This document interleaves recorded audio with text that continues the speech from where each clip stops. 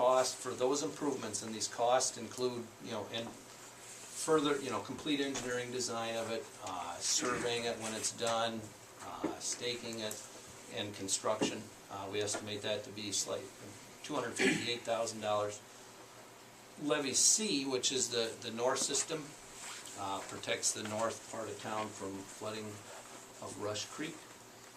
There's 75 buildings within that system. There'd be 3 tasks. One would be to raise Highway 43, to make sure that that's high enough to meet the freeboard standards. The other 2 would be the trench system and the fill out there to control the seepage. So the items 2 and 3 are to control the seepage. Total estimated cost for that's around $491,000. Levee D system, which is the E system or the Brooklyn system, protects approximately 100 buildings. There it's just the seepage control is the issue there. So there's quite a bit of drainage trench and then some fill that would be placed there. So the cost for that is about $391,000. The total cost for all this work is about $1.1 million. This table shows the recommended improvements for the west levee system. We talked about filling in that Highway 16 ditch so you don't have to sandbag it. That's about $4,000. We're also recommending that the city look into getting a portable pump. That would have three benefits. Would replace the pump that was damaged during the 2007 flood. It would give the city some backup pumping capacity in the event there was a power outage, and it would also, provide additional capacity to the electric pumps that are there and help lower those levels, during an extreme flood. And the city might, be able to use them for other infrastructure uses. Levee C, the north part, we're recommending that a culvert be placed under Highway 43. This could be performed in conjunction with raising that part of the roadway. That's just going to direct more water away from this pumping system, lower some of that, the interior water levels in that area. Levee D, or the east or Brooklyn system, we're also recommending considering a portable standby pump there. Again, that's going to replace the damaged pump, lower some of the interior ponding levels. So you were kind of suggesting maybe 2 pump systems. The question comes out, okay, if the levee system does not meet FEMA standards, what are the implications for the city? So it's a little faded out here, but the blue area in through here, there's also a map up there on the wall that the blue shows up a little better. That generally represents the 100-year floodplain, beyond the levee. So that's approximately what's currently mapped as the floodplain. So it's the floodplain of the Root River and Rush Creek.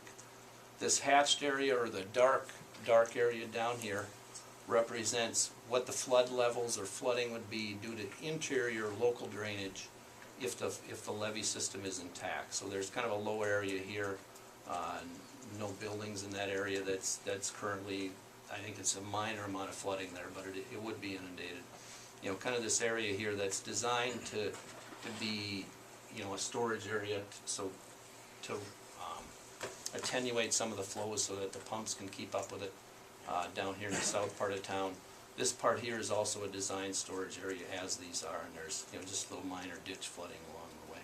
So that if the levee meets the standards and we can demonstrate that, meet our goal, this would be the 100-year floodplain, or the floodplain that would be mapped on FEMA's maps.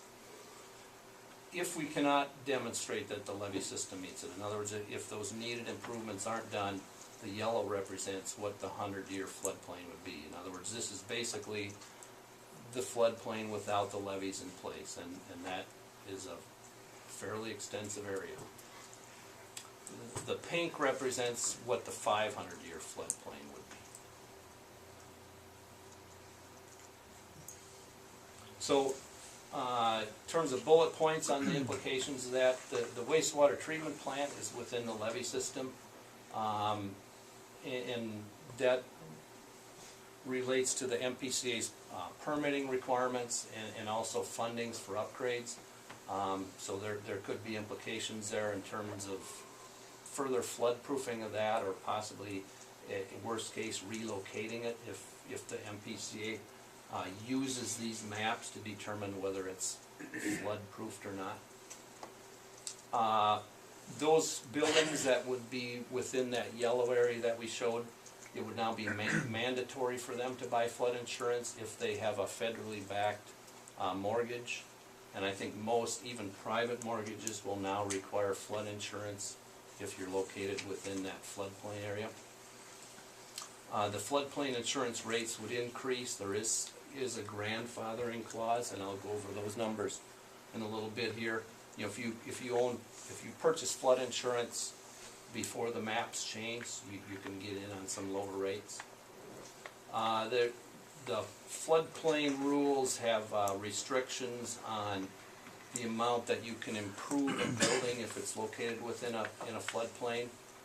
They don't require substantial improvement, which is defined as any improvement that would increase it more than 50% above the market value.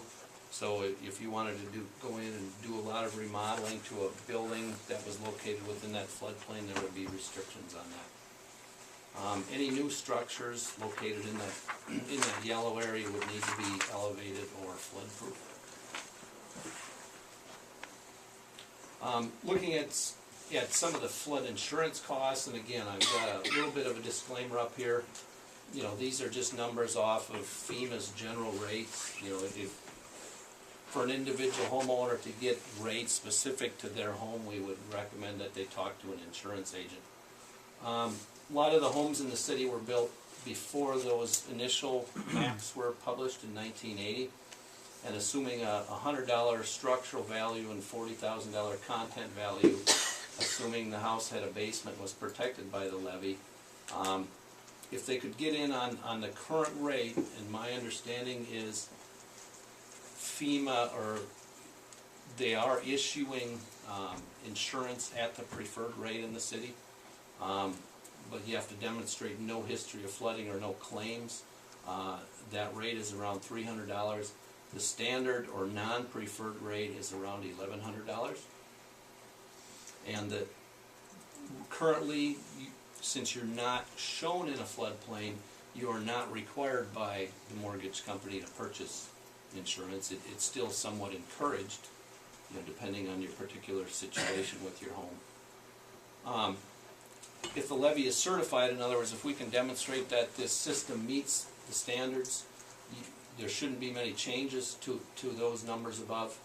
And again, we'd encourage purchasing of flood insurance. If we can't demonstrate that the levee meets the standards, in other words, if these needed improvements aren't completed, as I mentioned earlier, flood insurance would be required by all federally backed mortgages and most insurance companies. You would be able to get the preferred rate grandfathered for 1 year. Then the standard rate would be $1,100 if you were grandfathered in, or the rate would go up to about $1,300. So if you could get the preferred rate now, and the levee, we can demonstrate that the levee is protecting the city, the rates would be around $300. If we can't do that, the rates would be over $1,000. Those rates are per year. We also again looked at a business, similar assumptions. It was built before 1980, $200,000 structural value and $150,000 content value. And that content value seems high, but I think that's the FEMA minimum, for the minimum amount that you can get, assuming no basement is protected by the levee. If you can get the current rate, or the preferred rate, sorry, it's about $1,300 a year. The standard rate is about $3,700.